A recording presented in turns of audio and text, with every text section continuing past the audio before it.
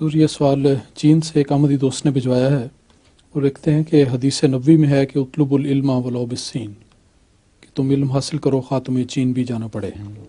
وہ پوچھنا چاہتے ہیں کہ کیا چین کے عرب سے بہت دور ہونے کی وجہ سے یہ فرمایا گیا ہے، یا چینی زبان کے بہت مشکل ہونے کی وجہ سے ایسا فرمایا ہے؟ بیچ میں یا کو ڈال دیا انہوں نے. دونوں باتیں ہو سکتی ہیں.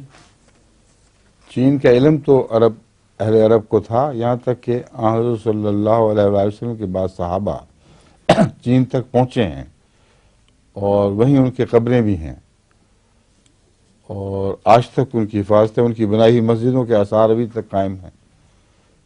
تو بالسین سے مراد صاف پتہ چلتا ہے کہ حضرت اقدس محمد رسول اللہ علیہ وسلم کو چینیوں کے متعلق علم تھا، بلکہ اہل عرب کو علم تھا.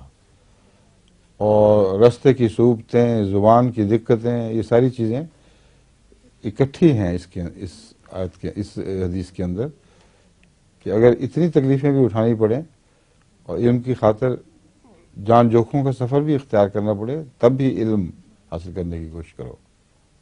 سمجھے؟